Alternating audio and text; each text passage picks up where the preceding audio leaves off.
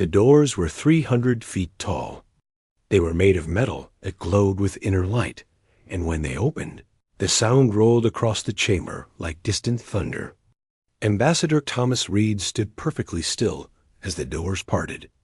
Behind him, Captain Maya Torres kept her hand near her side door, though she knew any weapon would be useless here. The Galactic Council chamber was not built for humans. It was built for gods. Floating platforms stretched in every direction, each one holding representatives from species that had ruled the stars when Earth was still a ball of molten rock. Some were massive creatures with armored shells. Others were beings of pure light. Some had no physical form at all, existing only as patterns in the quantum field. And every single one of them was staring at the two humans walking across the crystal floor. Thomas felt small. He was supposed to feel small. That was the point. High Chancellor Vorn descended from his throne on a pillar of controlled gravity. His species, the Keth, had conquered 1,000 worlds before humans learned to make fire. His body was a collection of floating geometric shapes that moved in impossible patterns. When he spoke, his voice came from everywhere at once. Species 7291. Designation, human. Origin world, Earth. You stand before the Galactic Council to receive judgment. Thomas stopped walking.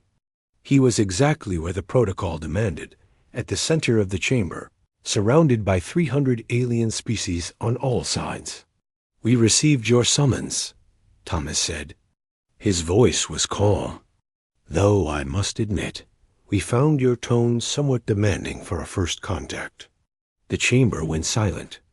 Not quiet, silent. Even the ambient hum of the station system seemed to pause. A creature on the upper platform, a massive being with 6 arms and scales like polished obsidian, leaned forward. This was Lord Commander Dreth of the Valorian Empire, known across the galaxy as the Crusher of Worlds. Did this primitive just speak to the High Chancellor without permission? Dreth's voice was like grinding stone. The human may speak, Vorn said slowly. His geometric form shifted in a way that might have been curiosity. They have traveled far, and they will soon understand their place. Thomas nodded. Then perhaps you could explain what exactly that place is. Your message mentioned tribute, submission, service to the Council. These are unusual terms for a species you have never met. We have watched your species for some time, Vorn replied. Since your first atomic detonation, we observe all developing civilizations. Most are ... processed ... before they reach interstellar capability. You were considered too primitive to warrant attention. A mistake, it seems. Captain Torres shifted behind Thomas. She was receiving a coded signal through her neural implant. The human fleet, hidden in the outer system, was asking for orders. Not yet. Processed, Thomas repeated. That is an interesting word. What happens to species that are processed? They contribute to the greater good, Vorn said simply. Resources, technology, biological material. Every civilization within Council space provides tribute. This is the law. This is how peace is maintained. Biological material, Thomas said. You mean people. We mean specimens.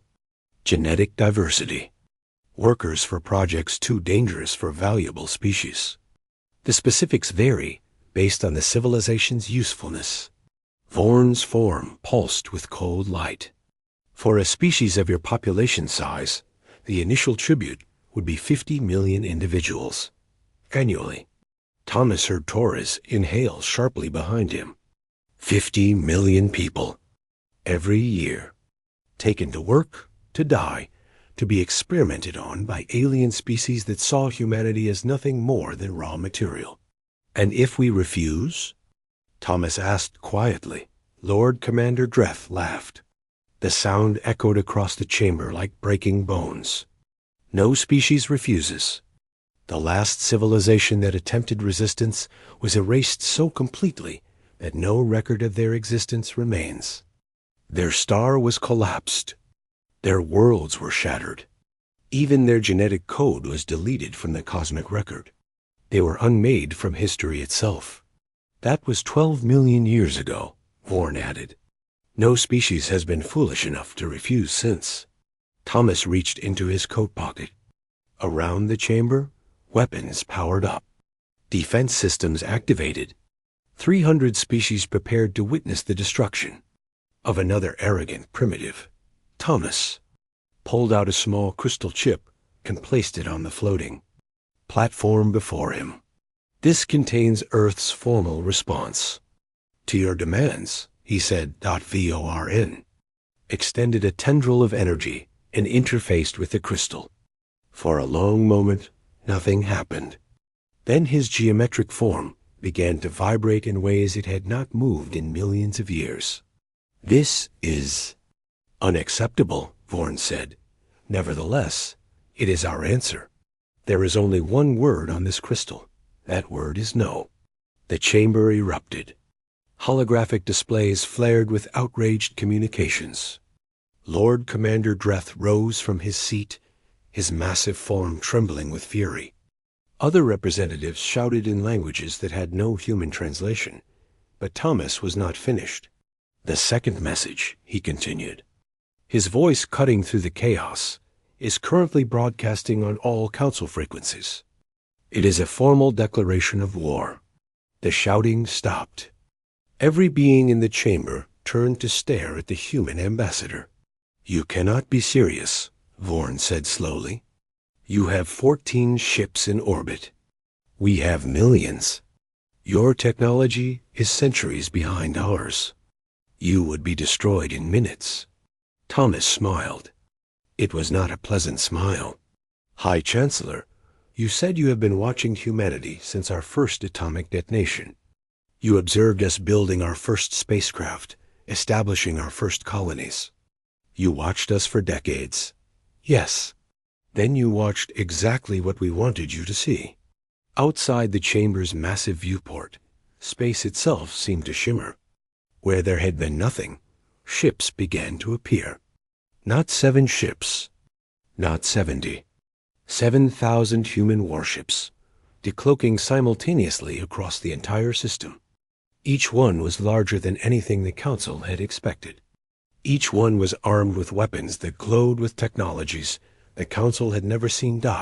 And in the distance, more ships were arriving. Hundreds more. Thousands more. Thomas leaned forward slightly. For 60 years, we have known about this council. For 60 years, we have prepared. And for 60 years, we have been waiting for this exact moment. He straightened his coat. My people have a saying, High Chancellor. The best defense is a good offense. But an even better defense is making your enemy believe you are weak until the moment you are ready to strike. The first shots were fired 3 seconds later.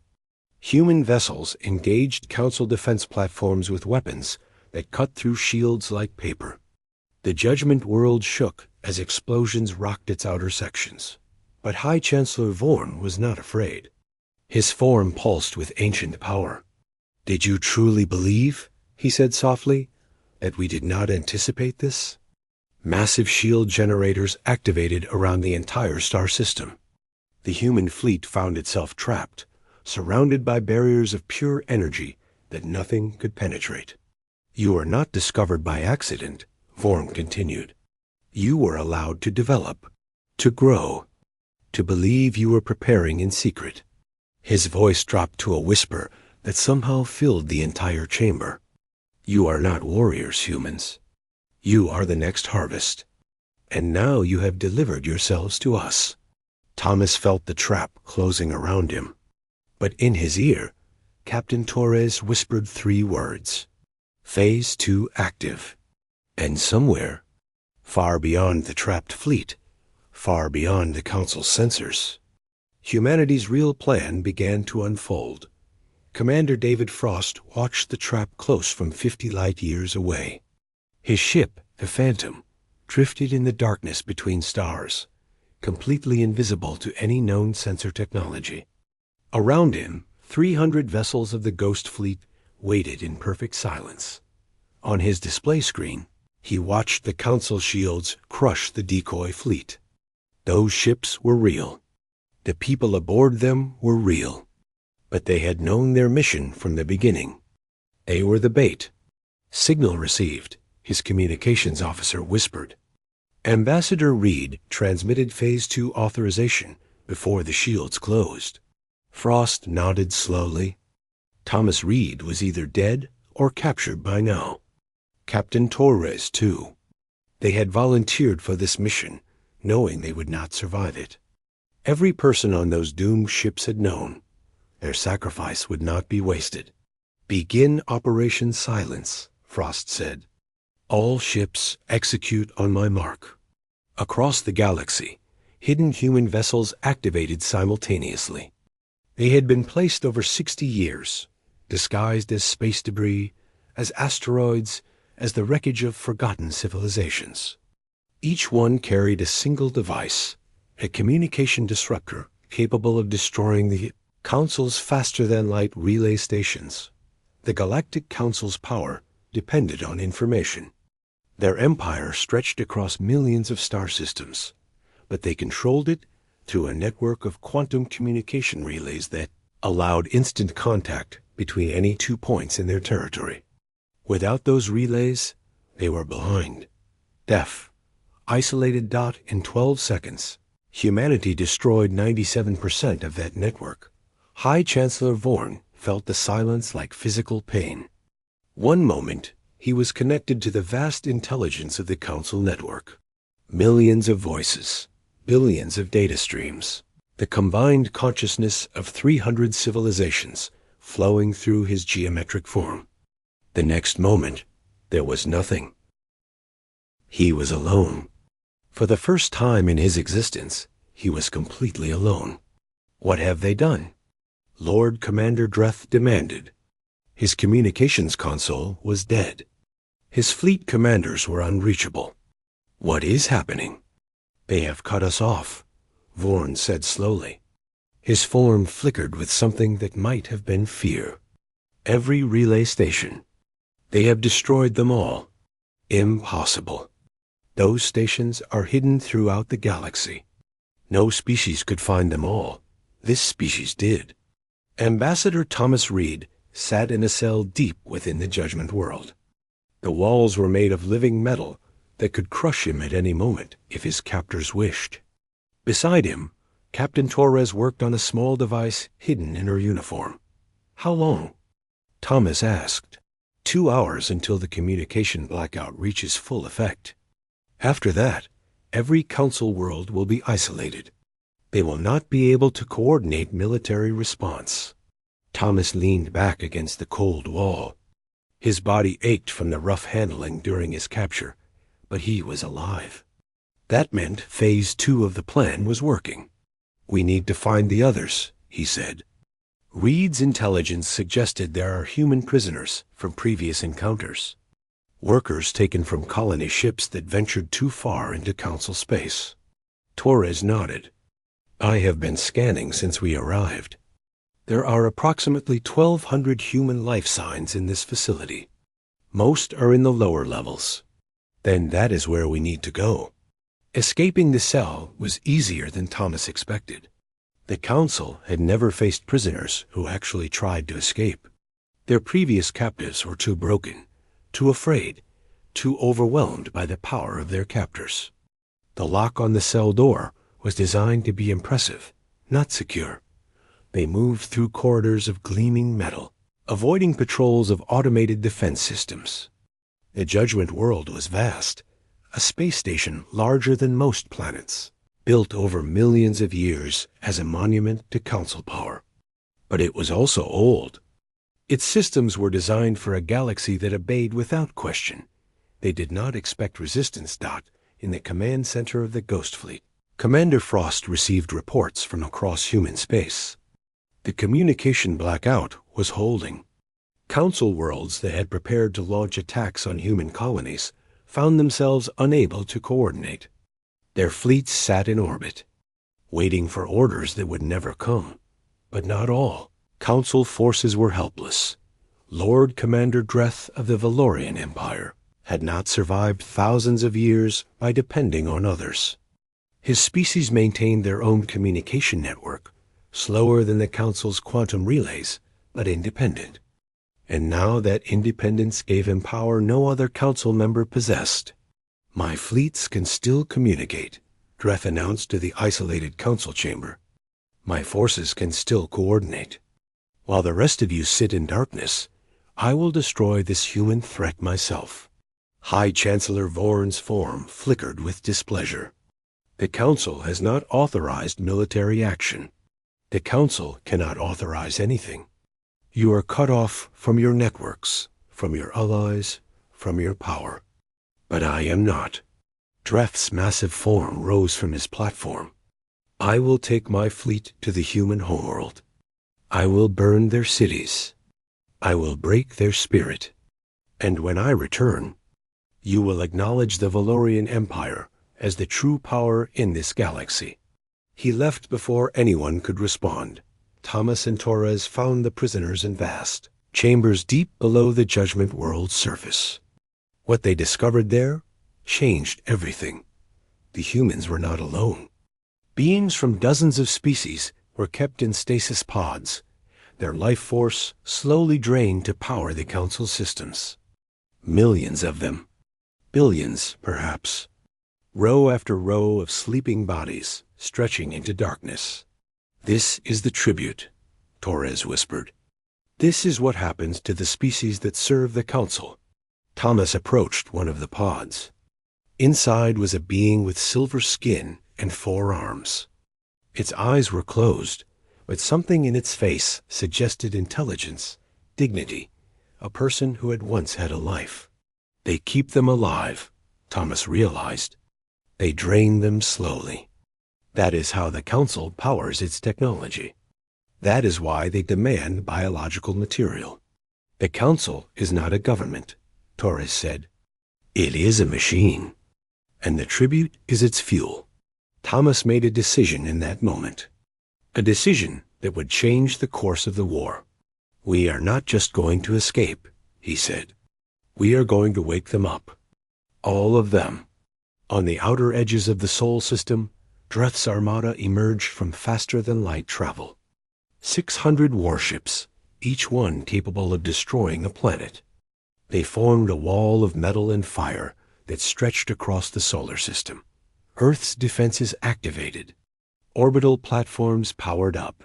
Ground-based weapons targeted the approaching fleet. But everyone knew the truth. Against this force, Earth would fall. President Elizabeth Dunn stood in the command center beneath the Rocky Mountains. She watched the approaching fleet on a holographic display and did not flinch. "Time until engagement?" she asked. 4 hours, her military advisor replied. "Ambassador Weed's sacrifice bought us time, but not enough. The Ghost Fleet is too far away to reach us before Dreth's forces arrive. Then we will hold them ourselves." "Madam President, that is not possible. Their firepower exceeds anything we can deploy. We need to evacuate. Save who we can." Elizabeth Dunn turned to face her advisor. Her eyes were hard. 60 years ago, my grandmother was part of the team that discovered the truth about the Council. She died preparing for this moment. My mother continued her work. And when I became president, I swore an oath that humanity would never kneel. We will not evacuate. We will not surrender. We will fight. The first shots of the battle for Earth were fired at 0600 hours. Human railguns opened fire from orbital platforms. Dreth's fleet responded with energy weapons that turned steel to vapor. The battle had begun. And humanity's darkest hour had arrived. The sky above, New York burned orange. Dreth's warships hung in low orbit, their weapons carving lines of fire across the eastern seaboard. Buildings that had stood for centuries collapsed into ash. Rivers boiled. The air itself seemed to scream. President Elizabeth Dunn watched the destruction from her command bunker. Every screen showed another horror. Paris was gone. Beijing was burning. Sydney had been hit so hard that the harbor had turned to glass. But humanity was fighting back. General Marcus Stone coordinated the defense from a bunker 3 miles beneath the Colorado Rockies. His voice was calm as he issued orders to what remained of Earth's military forces. Railgun batteries 7 through 12. Target the lead destroyer. Concentrate fire on the ventral shield generators. General, those batteries are in the blast zone. The crews will not survive. They know that. Fire. 12 railgun installations rose from hidden bunkers across North America. They fired simultaneously, sending streams of metal at nearly the speed of light into the Valorian destroyer hovering over the Atlantic. The ship's shields flickered. For a moment, it seemed like the shields might hold. Then the destroyer's reactor core went critical. The explosion was visible from space. 300 Valorian crew members died in that moment. And 1,200 human soldiers died making it happen. This was the arithmetic of desperation. On the Judgment World, Ambassador Thomas Reed led a growing army through the depths of the station. The beings he had awakened from their stasis pods were confused at first. Some were hostile. Many did not understand the language he spoke or the cause he served, but they all understood one thing: they had been prisoners. They had been drained, and now someone was offering them a chance to fight back. A creature called Vaughn joined Thomas first. Vaughn's species had been harvested 8,000 years ago. They were miners by nature, capable of chewing through solid rock with their crystal teeth. Vaughn remembered being captured. He remembered watching his children taken to the processing chambers. He did not need convincing. The power core, Vaughn said as they moved through the station's lower levels. If we destroy it, the whole station dies. The High Chancellor dies. The tribute system ends. We cannot destroy it, Captain Torres replied. If we do, everyone in stasis dies too. Billions of beings across dozens of species. Then what is the plan? Thomas pointed to a diagram on his portable display. It showed the station's central control nexus, a chamber where all systems converged. We take control instead. We use the station's own systems to free everyone simultaneously. And then we turn the Council's greatest weapon into their greatest threat. It was a desperate plan. It required crossing through heavily guarded sections of the station. It required facing security systems designed to contain civilizations. It required luck that no reasonable person would count on. They began moving anyway. Back on Earth, the battle entered its third hour. Dreff's fleet had lost 47 ships. Earth had lost 3 continents. Lord Commander Dreff himself descended to the surface. His personal shuttle landed in the ruins of what had once been Geneva. He emerged into the smoke and fire, his massive armored form striding through the destruction like a god walking through a nightmare. Humans! His voice boomed through speakers that echoed for miles. Your leaders hide beneath the ground like worms. Your ships burn in orbit. Your cities are dust. But I am merciful. Surrender and I will make your deaths quick. Continue to resist, and I will feed your species to the processing machines, piece by piece. In the bunker, President Dunn heard the broadcast. She looked at General Stone. He wants to break our spirit, Stone said. He knows he is winning. He wants us to know it too. Then let us show him what human spirit looks like. She picked up a communication device and broadcast on all frequencies. Lord, Commander Dreff, this is President Elizabeth Dunn of Earth. I hear your offer of mercy. I have a counteroffer. Speak, little creature. Come to these coordinates. Face me yourself. And if you win, humanity will surrender without further resistance. But if you lose, your fleet leaves this system forever. Silence. Then a sound that might have been laughter. You challenge me to single combat? A frail human against the conqueror of 1,000 worlds? I challenge you to prove that your species is more than machines in numbers. I challenge you to face one human without your ships, without your weapons, without your fleet. Or are you afraid? The channel went silent. General Stone stared at the president. Elizabeth, this is suicide. He is 12 feet tall and covered in armor that can withstand plasma fire. I know. You will die. Probably. But every minute he spends coming here is a minute our soldiers have to evacuate civilians. Every minute is a chance for Commander Frost's fleet to get closer. And if I can damage him, if I can show that humans can hurt him, our people will fight harder. She smiled grimly. My grandmother prepared for this moment her whole life. So did my mother.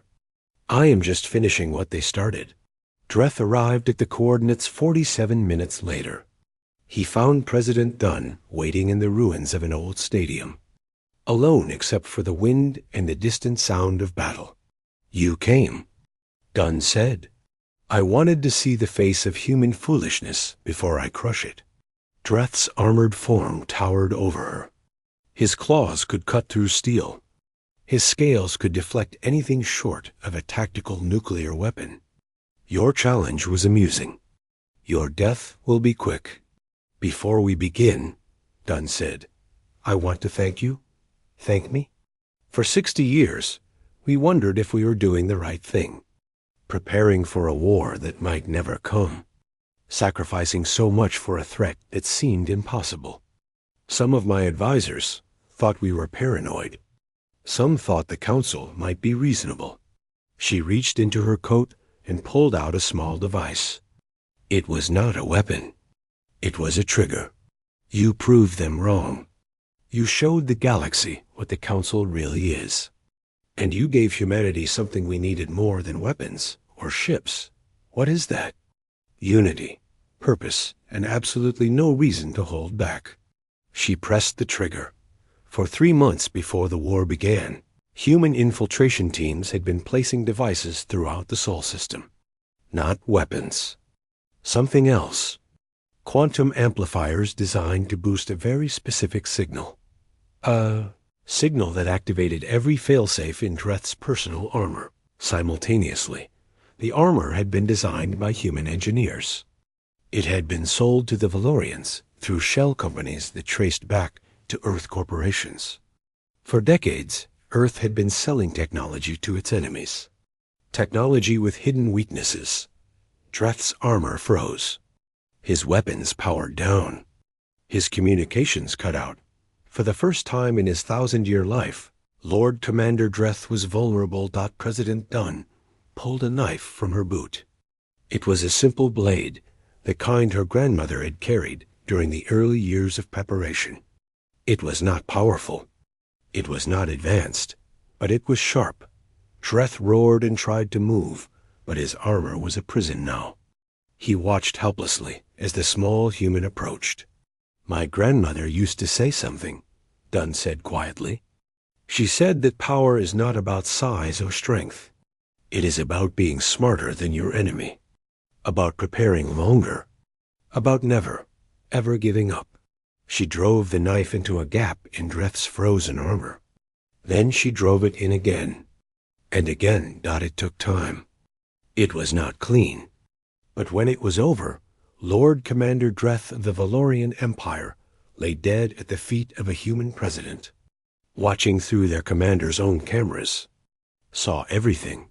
The battle for Earth was not over, but the war had just changed forever.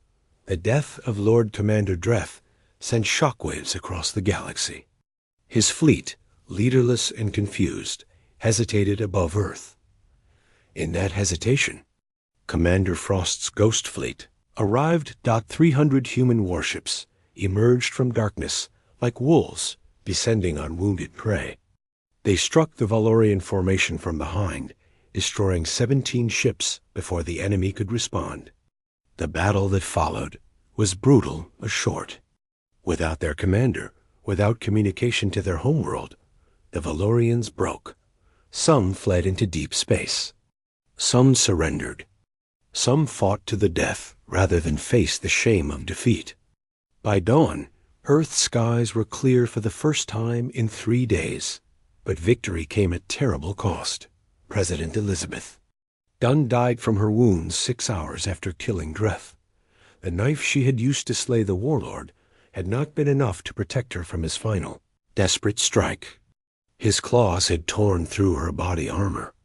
She had finished the fight bleeding internally, refusing medical attention until she was certain the cameras had captured everything. Her last words were broadcast across all human channels. Tell them we did not. Neil, Commander Frost, assumed military command of Earth's defense forces. He was not a politician. He was not a president. But he was alive, and he was capable, and humanity needed leadership. The Valorian threat is neutralized, he reported to the emergency council that had formed in the hours after Dunn's death. But this is not over. High Chancellor Vorn still controls the Judgment World.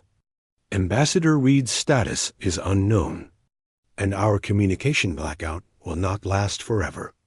The Council will find ways to restore their networks. Then we need to move fast, said Admiral Paula West, commander of the Home Fleet. Strike while they are blind. Strike where? The Council controls millions of systems. We cannot attack them all. We do not need to attack them all. We need to attack one.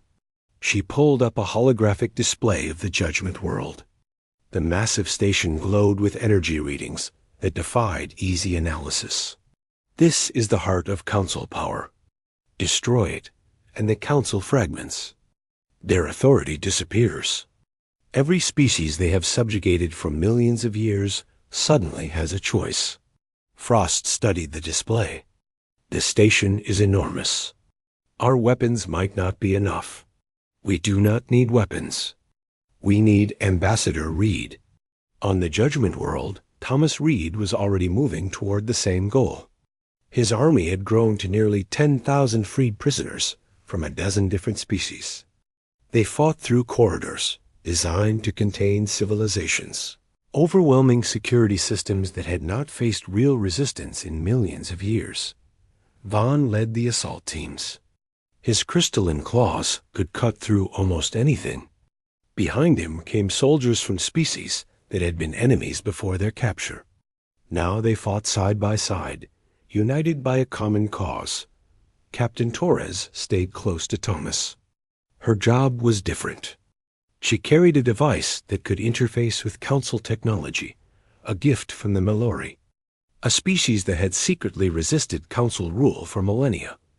The central control nexus is ahead, Torres reported. But there is a problem. What kind of problem? High Chancellor Vorn is there. He is waiting for us. Thomas had expected this. Vorn was ancient and powerful, but he was also trapped.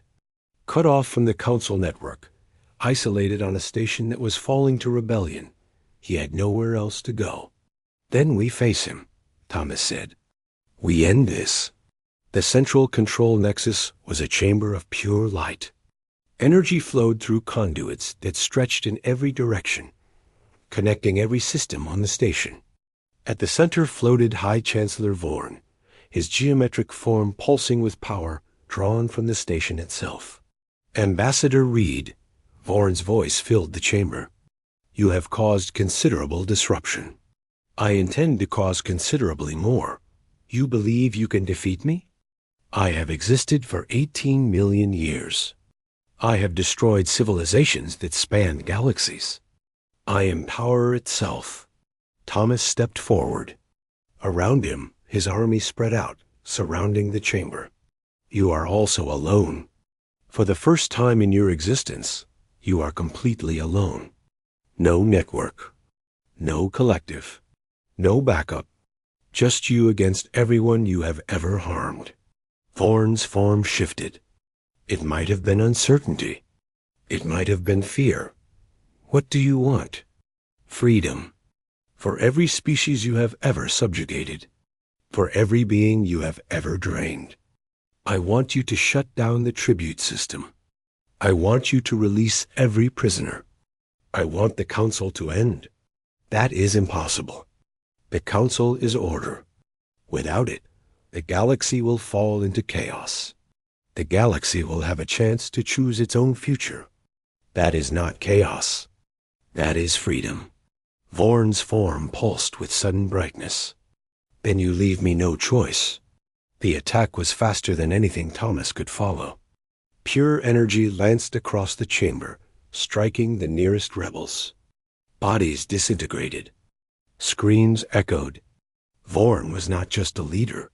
He was a weapon. But Thomas was not alone. Torres activated her device. The Mallory technology interfaced with the station systems, creating a feedback loop that disrupted Vorn's connection to the station's power. Now, Thomas shouted. His army attacked from every direction. Creatures of every shape and size threw themselves at the ancient being. Most died instantly. But each attack weakened Vorn further. Each sacrifice cut another connection between the Chancellor and the power he drew upon. Thon reached Vorn first. The crystalline creature drove his claws into Vorn's geometric form, tearing at the energy that held him together. Others followed. Soldiers who had been prisoners hours ago gave their lives to bring down the tyrant who had enslaved them. In the end, it was Thomas himself who delivered the final blow. He reached the central control console and entered a command sequence that Torres had prepared. A command that severed Vorn from the station entirely. The High Chancellor's form collapsed. His geometric shape scattered into fragments of dying light. His voice, which had commanded galaxies, faded to a whisper. You do not understand what you have done. The tribute was never about power. It was about survival. There is something else. Something that comes. Something that hungers. We held it back. Without the tribute, without the power, there is nothing to stop it. Then he was gone. Thomas stood in the silent chamber, surrounded by the bodies of the fallen. Victory tasted like ash. Torres approached him slowly. Her face was pale. Thomas, I accessed the station's deep archives while you fought. Vorn was not lying. There is something out there. The Council's records call it the Void. It consumes everything in its path. Galaxies, civilizations, reality itself. The Council's tribute system was not just about control. It was about generating enough power to maintain barriers that keep the Void at bay. And we just destroyed those barriers. We did not destroy them. We weakened them. But the damage is done. The Void is awakening. It felt the disruption. It is coming. Thomas looked at the console before him. The station's systems were now under his control. Billions of prisoners could be freed with a single command. Countless species could regain their independence. But somewhere in the darkness between galaxies, something ancient and terrible was beginning to stir. The war for freedom was over. The war for survival was just beginning. Ambassador Thomas Reed stood before the greatest gathering in galactic history. Representatives from 400 species filled the rebuilt council chamber. Some had been members of the old council. Some had been their slaves. Some had been enemies for millennia. Now they sat together, united by fear. The Void is approaching, Thomas said. His voice carried across the vast chamber through translation systems that rendered his words into 1,000 languages. Our sensors have tracked its movement from the edge of the galaxy. It consumes everything in its path: stars, planets, the fabric of space itself.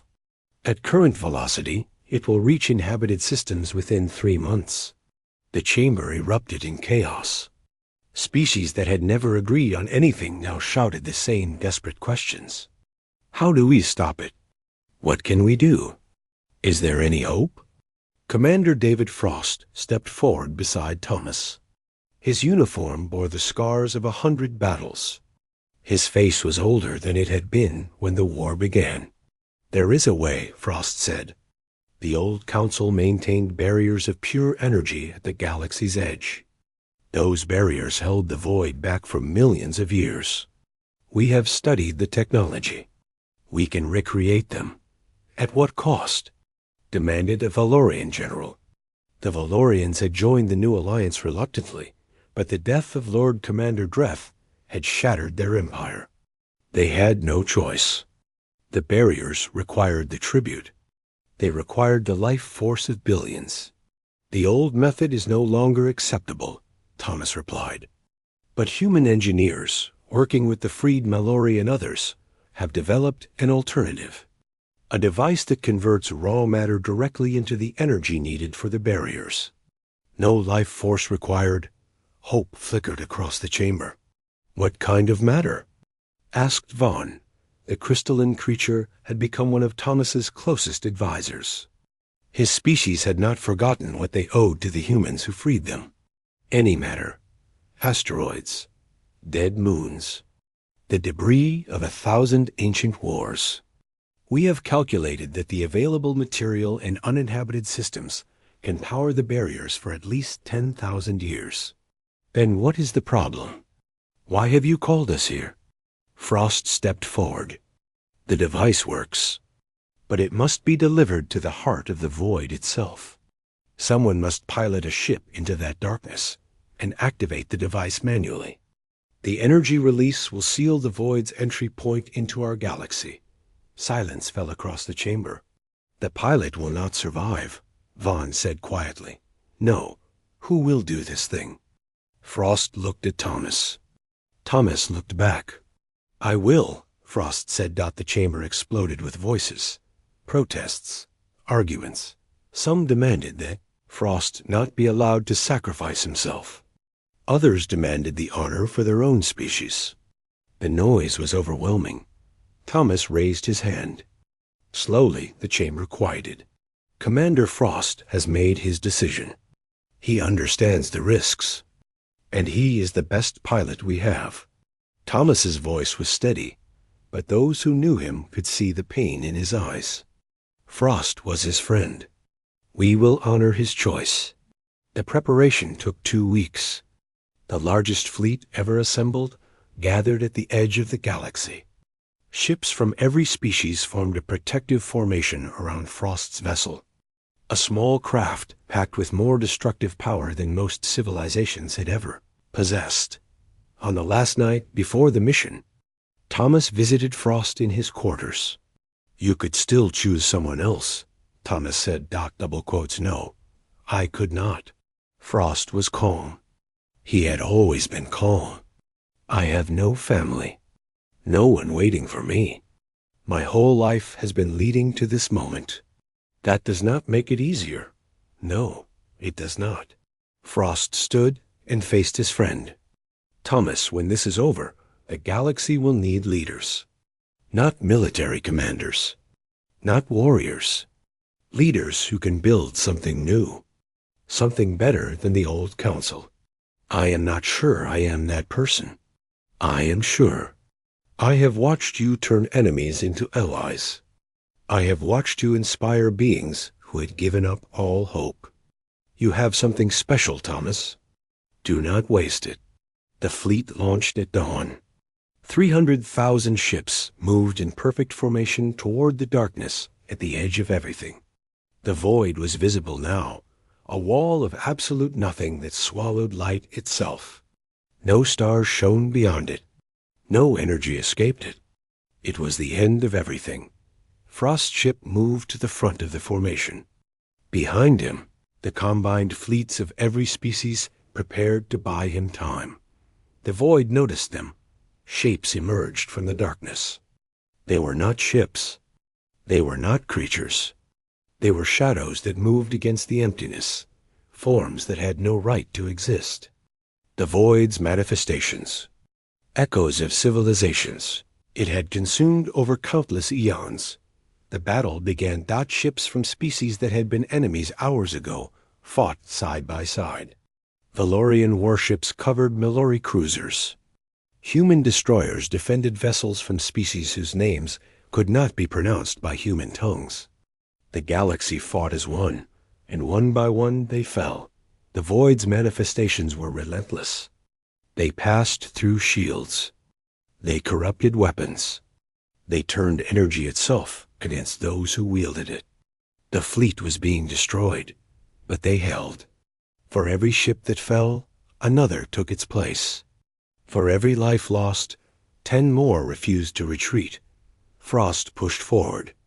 His ship's shields were failing. His weapons were nearly exhausted. But he was close now. So close, the heart of the void opened before him. It was not a place. It was an absence. A gap in reality itself. And at its center, something ancient and hungry waited. Frost opened a communication channel. His voice reached every ship in the fleet, every world in the galaxy that was listening. My name is David Frost. I was born on a planet called Earth. I grew up believing that humanity was alone in the universe. I learned that we were not alone, but surrounded by threats we could barely imagine.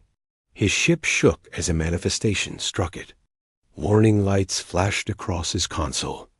I have spent my life fighting the Council, fighting for freedom, fighting for everyone who was told they did not matter.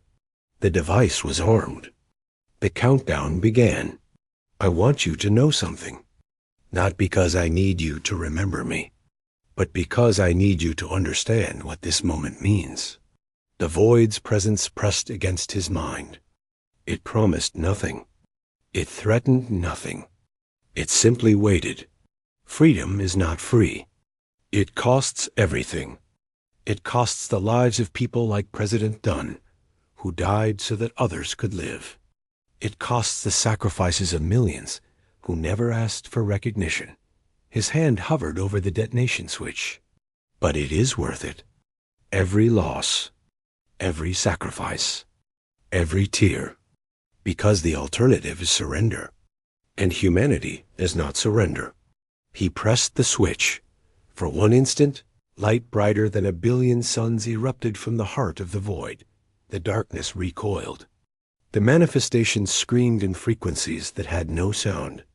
The gap in reality began to close, and David Frost, commander of the Ghost Fleet, hero of Earth, savior of the galaxy, ceased to exist.